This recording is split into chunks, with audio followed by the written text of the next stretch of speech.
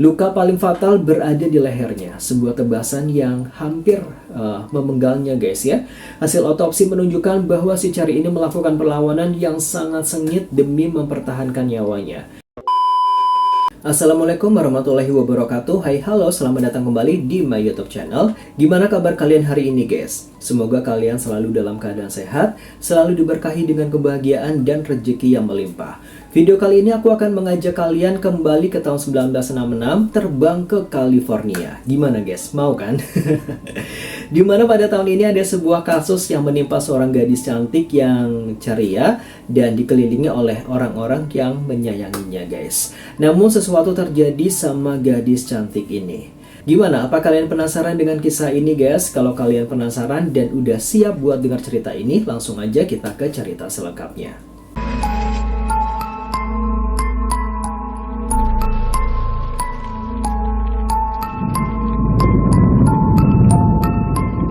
Oktober tahun 1966, kota Riverside di California adalah tempat yang sangat damai. Sebuah kota urban kecil di mana para orang tua merasa aman membiarkan anak-anak mereka berjalan sendirian di malam hari. Namun, tepat satu hari sebelum malam Halloween, kedamaian itu terenggut untuk selamanya. Seorang gadis muda melangkah masuk ke dalam kegelapan kampusnya tanpa pernah tahu bahwa ada seseorang yang telah mengawasinya dari balik bayang-bayang. Seseorang yang telah merencanakan sebuah akhir yang sangat-sangat mengerikan guys. Gadis itu bernama Cherry Josephine Bates. Di usianya yang baru menginjak 18 tahun, ia adalah gambaran sempurna dari seorang remaja Amerika yang berprestasi, cantik, ramah, dan populer, dan baru saja memulai babak baru hidupnya sebagai mahasiswi baru di Riverside City College. Cherry adalah putri kesayangan ayahnya yaitu Joseph Bates. Hidupnya dipenuhi masa depan yang sangat cerah, dikelilingi teman-temannya yang menyayanginya juga guys. Tidak ada yang menyangka bahwa keceriaan di wajah gadis ini akan menjadi target dari sebuah kebencian yang murni dan tidak beralasan guys. Minggu sore 30 Oktober 1966, jam menunjukkan sekitar pukul 3 sore ketika Cherry menelpon temannya, mengajaknya untuk pergi bersama ke perpustakaan kampus demi mengerjakan tugas kuliah. Namun teman Cherry menolak ajakan itu guys. Cherry pun memutuskan untuk pergi sendirian. Sebelum meninggalkan rumah, ia mengambil selembar kertas kecil. Dengan pena, ia menuliskan sebuah pesan singkat untuk ayahnya yang sedang pergi keluar. Di secari kertas itu tertulis bahwa dia akan pergi ke perpustakaan RCC. Cherry kemudian menghidupkan mesin mobil Volkswagen Beetle hijaunya dan berkendara menuju kampus. Itu adalah kali terakhir pesan dari si Cherry yang pernah dibaca oleh sang ayah. Cherry tiba di perpustakaan sekitar pukul 6 sore. Beberapa saksi mata melihatnya masuk dan duduk membaca di dalam ruangan yang sangat hangat guys. Di luar, kegelapan malam mulai menyelimuti kampus, dan di dalam kegelapan itulah sang predator sedang bekerja. Seseorang yang misterius mendekati mobil Cherry yang terparkir sunyi. Dengan cepat dan terencana guys, tangan asing itu membuka kap mesin. Ia mencabut kabel pengapian dan merusak bagian distributor mobil tersebut.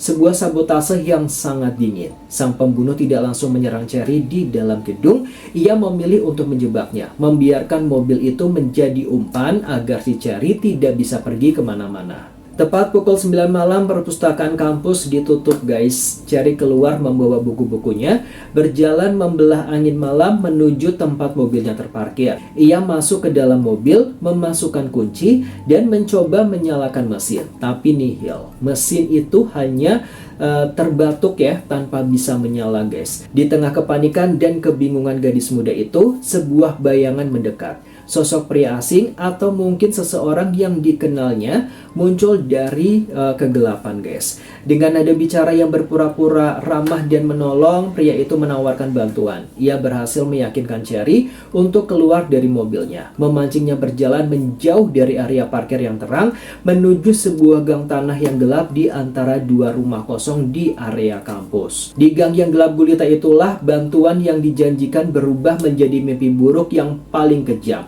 Pria itu mengeluarkan sebilah pisau guys. Keesokan paginya, tepat di hari Halloween, seorang petugas kebersihan kampus akan menemukan pemandangan yang akan menghantui kota Riverside selama puluhan tahun ke depan. tubuh si Cherry tergeletak tidak bernyawa dengan luka yang sangat mengerikan. Apa yang sebenarnya terjadi di gang gelap itu guys? Dan bukti mengerikan apa yang ditinggalkan oleh sang pembunuh?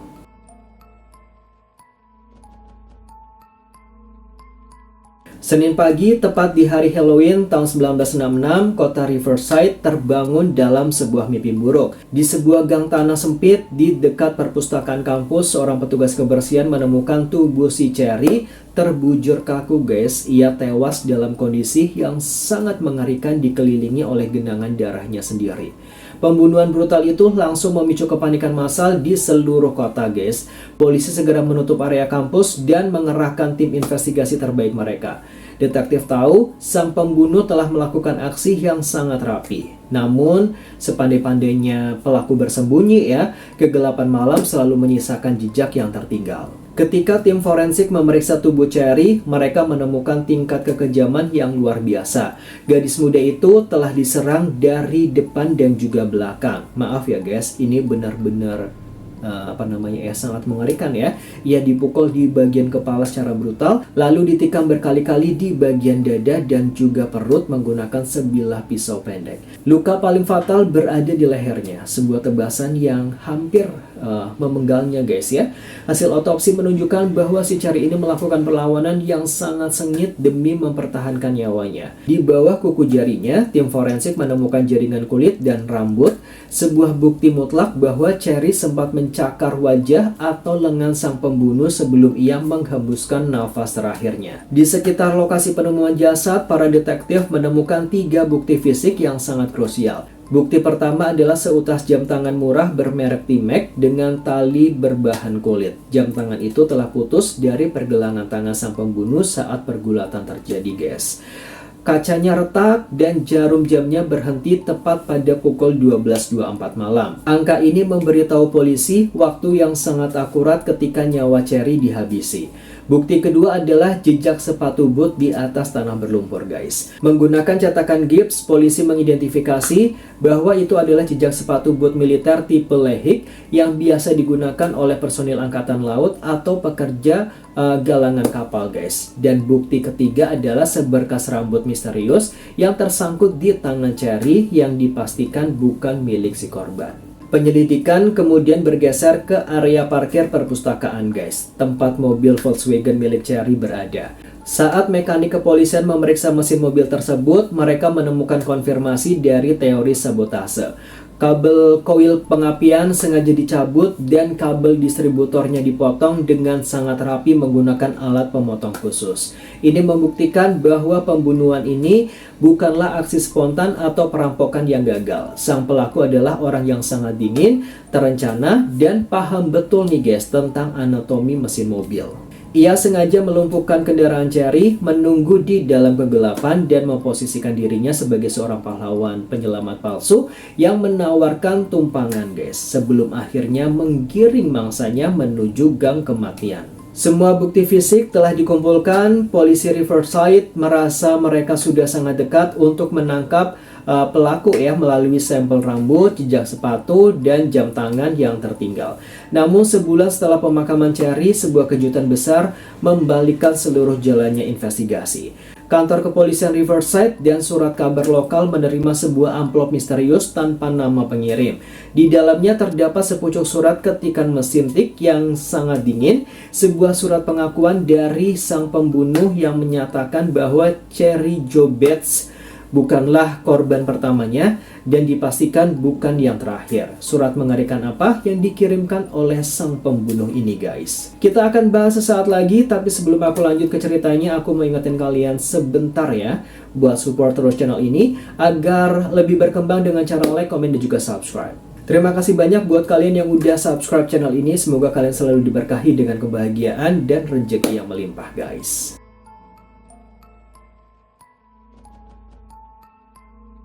November 1966, 1 bulan telah berlalu sejak pembunuhan keji Cherry Jo Bates di kampus Riverside. Kota yang ketakutan itu mulai meraba dalam kegelapan, sementara polisi terus memeriksa sampai rambut dan jejak sepatu bot militer yang tertinggal di TKP.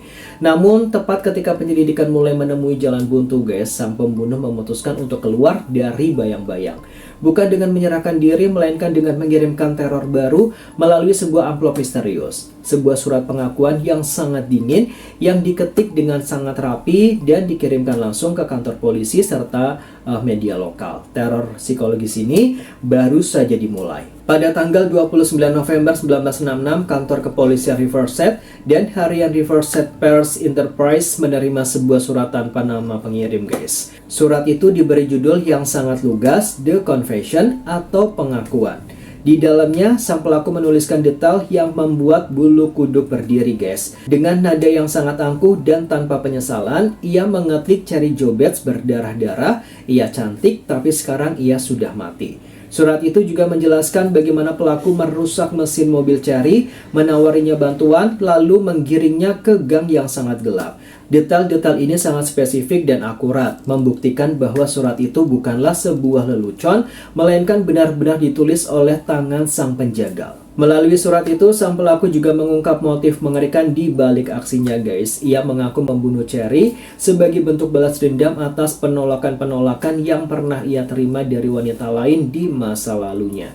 Ia menulis bahwa Cherry adalah wanita kesekian yang membayar kesalahan wanita-wanita lain tersebut. Namun bagian paling menakutkan dari surat itu berada di baris paling bawah. Sang pelaku menulis sebuah kalimat peringatan yang membuat seluruh warga kota Riverside dicekam ketakutan massal, guys. Kalimat itu berbunyi, ia bukan yang pertama dan dia tidak akan menjadi yang terakhir. Polisi menyadari bahwa mereka tidak sedang menghadapi pembunuh amatir, melainkan seorang predator berantai yang haus akan darah. Tim forensik kepolisian langsung bergerak cepat menganalisis surat tersebut.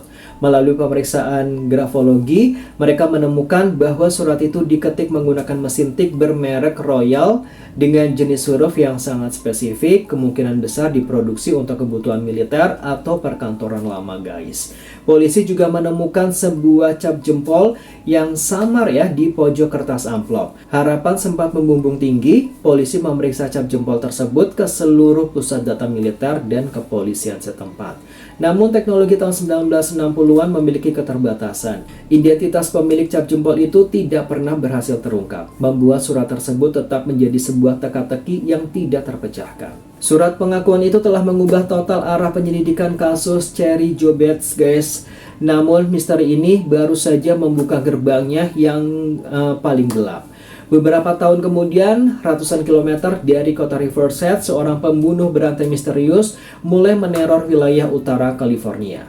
Ia mengirimkan surat-surat dengan simbol aneh dan menyebut dirinya sebagai Zodiac. Apakah ada hubungan antara surat kematian di Riverside dengan sang pembunuh berantai paling dicari di Amerika yang pernah kita bahas di video sebelumnya ya, guys, yaitu Zodiac Killer? Sesaat lagi kita akan bahas, guys, ya.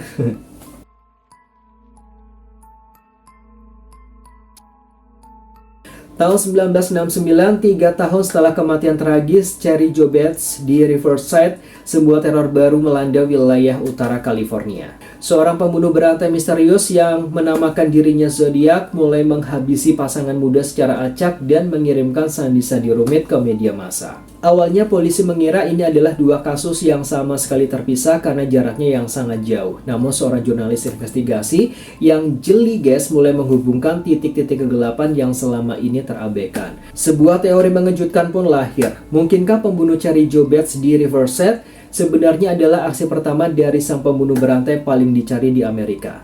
Hubungan ini pertama kali diendus oleh Paul Avery, seorang jurnalis investigasi terkenal dari surat kabar San Francisco Chronicle. Pada November 1970, Avery menerima sebuah tip misterius yang menyarankannya untuk melihat kembali berkas pembunuhan si Cherry di Riverside. Ketika Avery membandingkan surat pengakuan The Confession dari kasus Riverside dengan surat-surat yang dikirim oleh Zodiac ke San Francisco, ia menemukan kemiripan yang sangat mencekam, guys. Gaya penulisan yang penuh ejekan, kesalahan ejaan yang sengaja dibuat, penggunaan tanda baca, hingga cara pelaku menggambarkan rasa puasnya setelah membunuh, guys. Semuanya memiliki pola DNA psikologis yang sama. Teori Paul Avery langsung menjadi berita utama di seluruh Amerika Serikat dan mengejutkan publik. Namun konfirmasi yang paling mengerikan justru datang langsung dari mulut sang monster sendiri. Beberapa bulan setelah berita itu menyebar luas guys, tepatnya pada Maret tahun 1971, surat kabar Los Angeles Times ini menerima sebuah surat dari si Zodiac. Di dalam surat tersebut, Zodiac menuliskan sebuah kalimat yang membuat polisi merinding.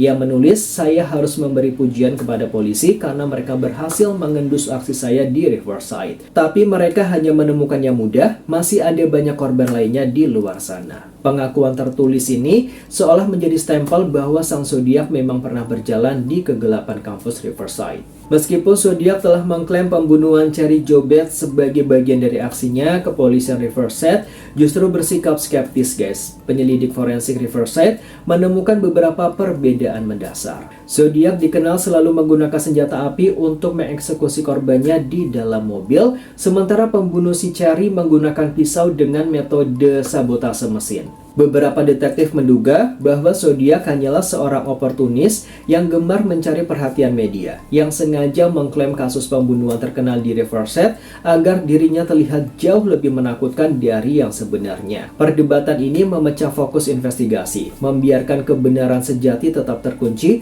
di dalam kepala sang pembunuh.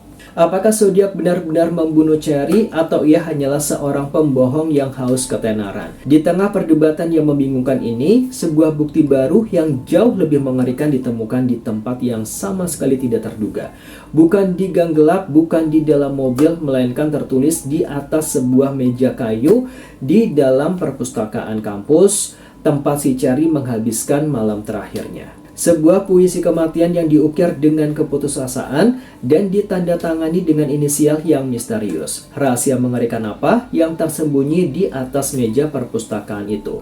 Bakal kita bahas nanti guys, tapi sebelum aku lanjut ke ceritanya, aku mau ingetin kalian sebentar. Buat support terus channel ini agar lebih berkembang dengan cara like, komen, dan juga subscribe. Support kalian sangat membantu aku untuk tetap bersemangat menghadirkan kisah-kisah sejarah dan misteri dunia lainnya guys.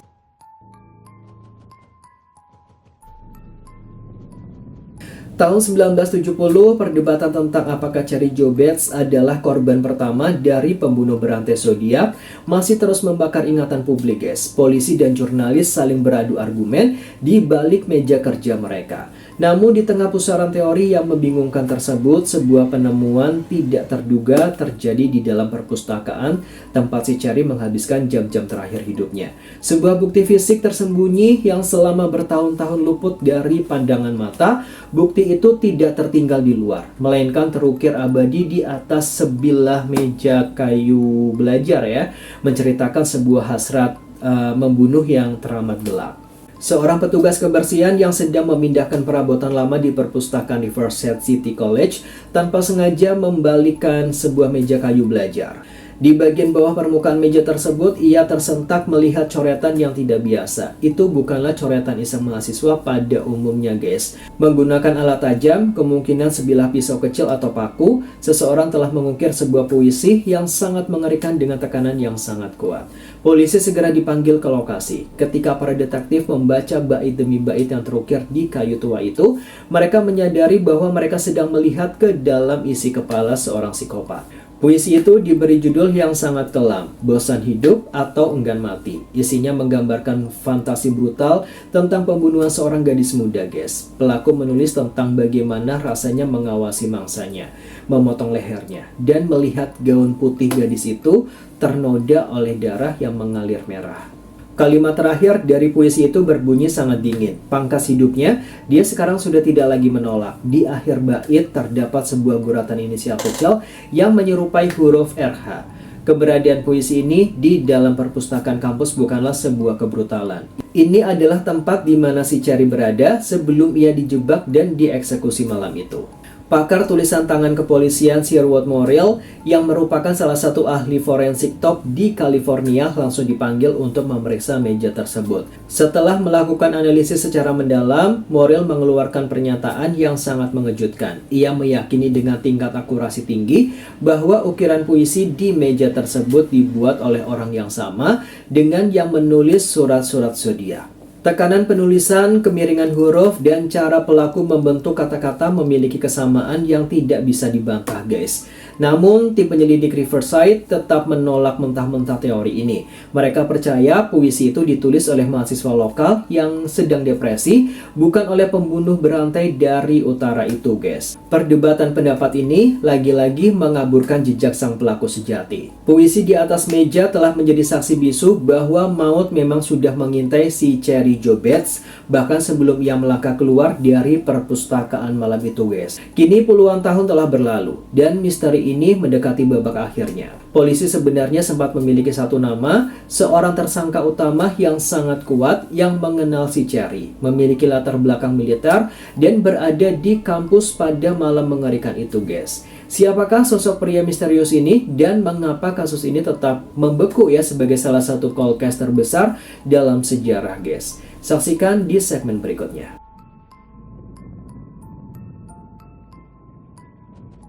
Lebih dari setengah abad telah berlalu sejak malam berdarah tanggal 30 Oktober 1966 di Riverside, California. Kasus pembunuhan keji Cherry Jo Betts telah melintasi berbagai dekade, melahirkan ratusan teori, dan memecah argumen para ahli forensik terbaik di Amerika. Identitas sang penjagal terus bersembunyi di balik kabut tebal waktu, guys. Namun di balik semua jalan buntu tersebut, ada satu babak rahasia yang jarang diketahui oleh publik. Kepolisian Riverside sebenarnya pernah memiliki seorang tersangka utama, seorang pria yang bayang-bayangnya terus menempel erat pada setiap jengkal bukti, namun ironisnya hukum tidak pernah bisa menyentuhnya. Nama pria itu seringkali disamarkan dalam dokumen lama, namun publik mengenalnya sebagai Bob Barnett, mantan kekasih si Cherry ya. Si Bob ini adalah sosok yang memenuhi hampir semua profil yang disusun oleh para detektif. Ia adalah seorang pemuda lokal yang dikenal memiliki temperamen yang tidak stabil dan sangat terpukul setelah Cherry memutuskan hubungan mereka. Yang paling mencurigakan, Bob diketahui berada di area kampus Riverside City College pada malam pembunuhan itu terjadi, guys. Beberapa saksi mata melihat seorang pria yang sangat mirip dengannya sedang berdiri di dekat mobil si Cherry sesaat sebelum perpustakaan ditutup. Polisi yakin mereka telah menemukan sang pembunuh. Namun keyakinan polisi hancur berantakan di hadapan tembok hukum, guys. Bob Barnett memiliki alibi yang sangat kuat untuk sebagian waktu di malam itu, dan ia dengan tegas menolak semua tuduhan. Detektif mencoba mencocokkan rambut dan jaringan kulit yang tertinggal di bawah kuku Cherry dengan milik Bob. Sayangnya teknologi analisis di akhir tahun 1960-an belum secanggih sekarang. Bertahun-tahun kemudian ketika teknologi DNA modern mulai digunakan, sampel fisik yang diambil dari TKP Riverside ternyata sudah mengalami degradasi yang sangat parah dan terkontaminasi akibat penyimpanan yang buruk. Tanpa bukti DNA yang konklusif, Bob Barnett tidak pernah bisa dituntut secara resmi dan ia membawa rahasia malam itu hingga akhir hayatnya, guys. Ayah Cherry yaitu Joseph Betts menghabiskan sisa hidupnya dalam duka yang tidak bertepi, terus mengetuk pintu kantor polisi demi menagih keadilan yang tidak kunjung datang hingga ia akhirnya wafat. Kasus Cherry Jo Betts kini resmi menyandang status sebagai cold case abadi. Apakah dia dibunuh oleh mantan kekasihnya yang penuh cemburu atau oleh seorang mahasiswa depresi yang menulis puisi maut di meja perpustakaan, atau dia benar-benar merupakan korban pertama dari kekejaman si Zodiac Killer yang legendaris itu, guys. Semua jawaban itu kini telah terkunci rapat di dalam tanah bersama dengan berlalunya para saksi dan pelaku sejarah. Gadis pemandu sorak yang ceria itu tidak pernah sempat menyelesaikan kuliahnya. Langkah kakinya dihentikan secara paksa oleh kejahatan yang murni di malam yang dingin itu, guys. Kisah Cherry Jo Betts bukan sekedar tentang misteri yang tidak terpecahkan, melainkan sebuah pengingat abadi bahwa di balik ketenangan sebuah kota, kegelapan selalu mengintai, siap menerkam mereka yang berjalan sendirian. Demikian tadi kisah dari seorang cheerleaders yang sampai saat ini kasus kematiannya belum terungkap hingga kini, guys. Terima kasih buat kalian yang udah menyimak seluruh cerita ini dari awal hingga akhir. Sebelum aku akhiri videonya, jangan lupa support terus channel ini biar semakin berkembang dengan cara like, komen, dan juga subscribe. Tetaplah waspada, karena terkadang monster paling mengerikan berada di sekitar kita, berjalan tanpa wajah, guys. Ovan Anggara pamit, thanks for watching, and see you next video, guys. Bye-bye.